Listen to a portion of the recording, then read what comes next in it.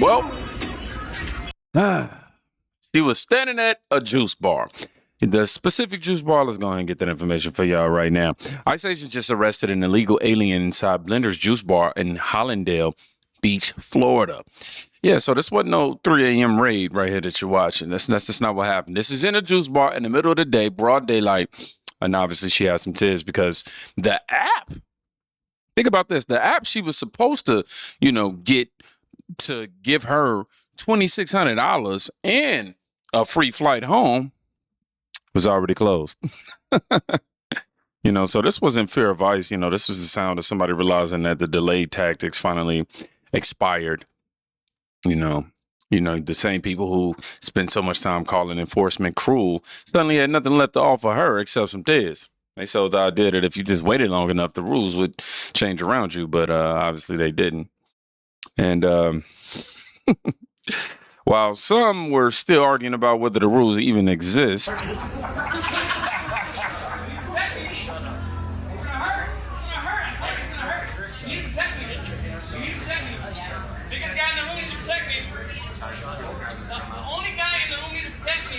I can't defend myself. It's okay, guys. I'm telling you, guys.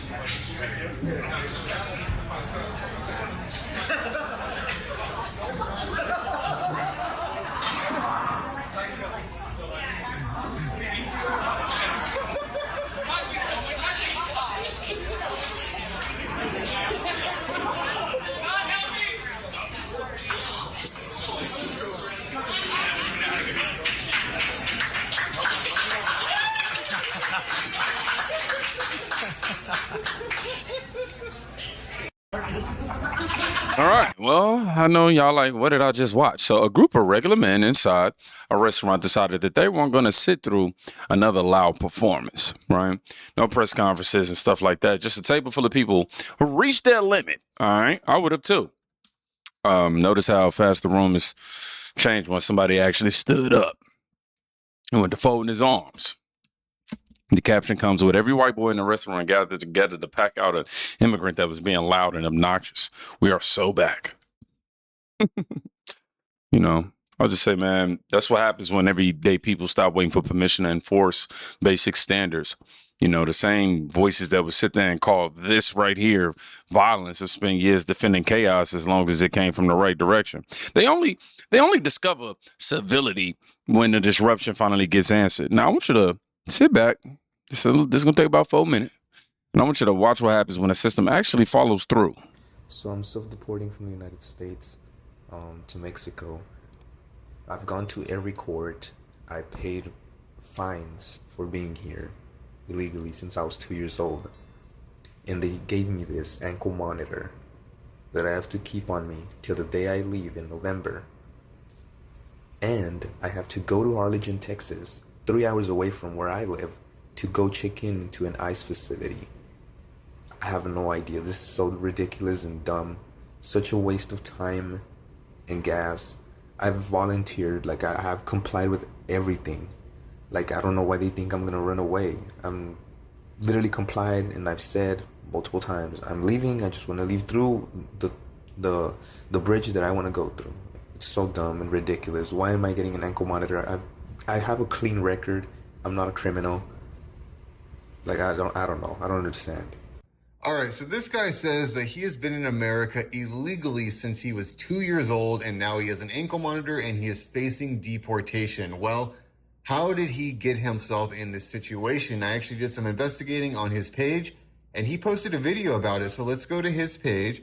Here he is, and in this video, he explains it. I'll play it in a second, but just know that in this video is something very interesting, is that there are people who are running these schemes that are giving people jobs, work authorization, and social security numbers and social security cards, and they're for illegals. So this is a much bigger issue than just one guy getting deportation. There is a whole fraudulent network of people who are giving illegal social security numbers. And what can they do with those? Well, they can vote. So I was asked why I am choosing to self-deport. I am not choosing to self-deport. It is unfortunately the only avenue I have in my situation. I was a victim of a fraudulent asylum scam to a notaria here in my town. She promised work permits, social security, and I fell for it. I was in a very emotional and desperate time, and I just really wanted to get all that stuff. She filed a fraudulent asylum claim with a lot of people to USCIS, where people file asylum. And it wasn't just me. A lot of people fell for the fraudulent scam as well. And a lot of people are also in removal proceedings. And a lot of people did get a work permit and Social Security. And what happened to me, I got a interview in Houston. I didn't show up to the interview because I had no way of going to Houston. There's checkpoints going to Houston. How am I gonna cross the checkpoints? So anyways, that happens, and I just wait. And then I get an NTA, notice to appear, to a court here in my town. And then I hire a lawyer, and I talk to them, and I told them everything of what happened. And then they tell me, even if you had gone to Houston for the interview, you wouldn't apply for asylum. You are not eligible for asylum because you've been in the United States for more than 20 years. All right, so let me just stop him right there. So obviously you're not claiming asylum. You're not fleeing some war-torn country. You have lived here for 20 years illegally, and you've done nothing to try to get citizenship. But you guys understand that there are networks of people who are giving illegal Social Security cards. He's right here on camera saying that that scam is real. He knows people who got them, and he was trying to get it. So he has an ankle monitor, right?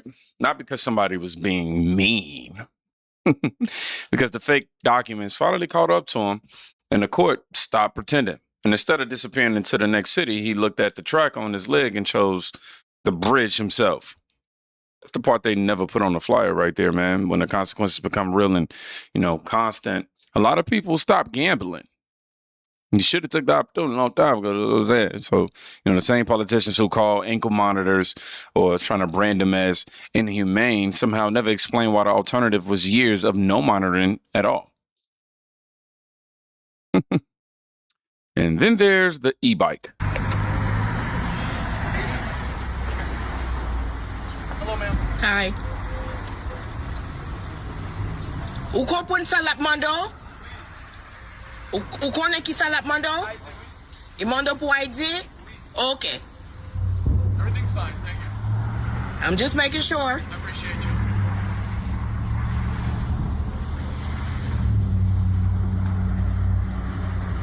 Are you in immigration proceedings? Are you in any proceedings for immigration? Can you help translate? Would you like that? No? Okay. Can you come talk? Huh? Yeah, put it right here. What else do you think? Kijo yorelo. Bamano. Hey, so talking to you about. I'm trying to ask him for his name so I could probably get in contact with his people information.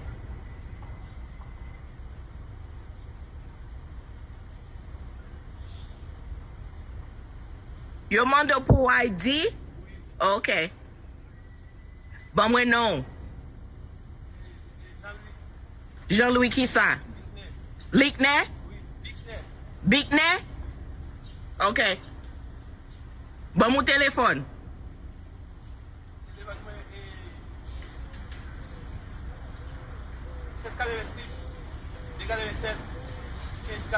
Okay.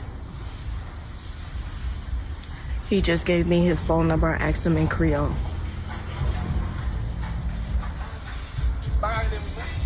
Eh?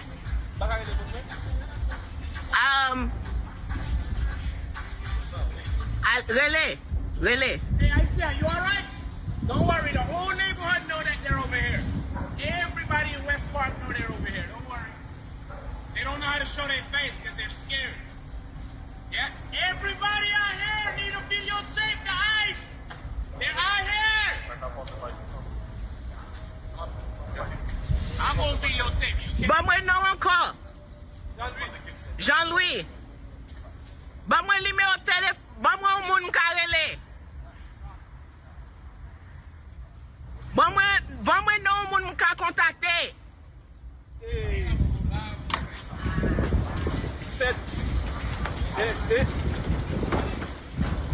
305?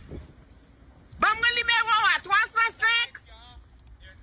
They're harassing the Haitians. 25 points, sir. Stay back. 305? Tell me I can't. Listen, I'm a civilian. I know what I'm doing. Y'all put this on the Ring camera. Put this on TikTok. Put this on Facebook. They're in West Park right now. Hollywood, Florida. Point courage. Point courage. Point courage. You didn't even get his ID. You didn't. Did you run his ID?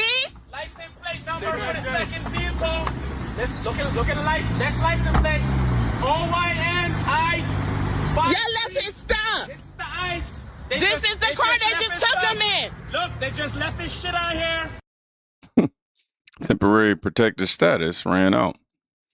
And the Supreme Court cleared the path. Agents showed up, they took the man and left the bike. And the loudest reaction wasn't about the expired status, it was about the bike. They left his items, or something like that, I think he said. It tells you everything about where the focus has been for years. Property becomes the emergency the second accountability arrives. And if the outrage was really about human dignity, it would have shown up when the status first expired. All right? It only showed up when a bike got left behind. So, clean contrast next. You're 17. How old are you, sir? You're 17? Yeah. How old are you, sir? I don't got my ID. You can look my name on Giger Hernandez. Got anything I can look up right quick? No, sir. Do you have any ID on you, sir? You got a picture of it? Sir, I need to see your identification. Do you have any? 18, I was gonna say. What happened though? Like, what happened?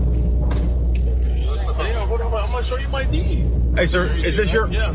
Senor, You can figure it out. is this your friend?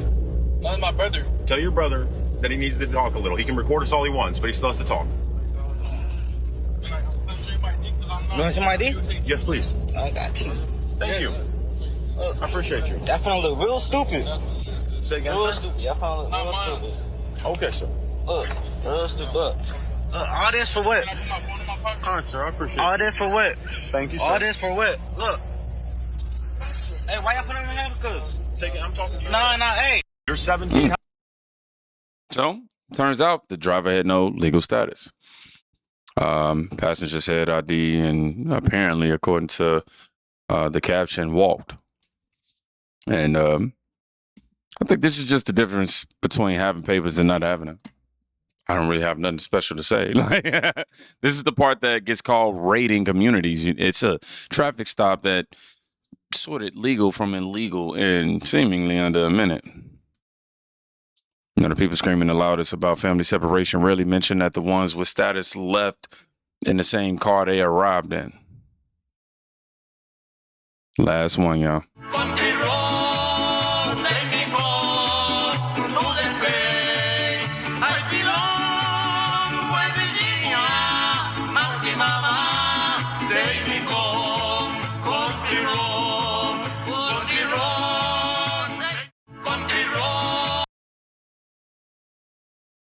My fault, y'all. I had it on mute still. But boom. This is in Georgia. Pulled out of the house out here in Georgia. Living on benefits that were never designed for people here illegally. I want y'all to see the caption too. Because, the caption said the country roads were taking her home. Country roads. Oh, man, that's the natural end of a system that kept extended temporary status until temporary became permanent in practice. Every time someone points this out, the response is the same. You're heartless. But heartless is watching taxpayers fund a parallel system while pretending the rules don't exist. Now, here's what none of these clips actually need from me. They already show you the gap between the story and the footage. One side spent years treating enforcement like a moral failure. The other side treated the law like it still meant something. You just watch both play out in real time. Juice bars, restaurants, driveways, and living rooms.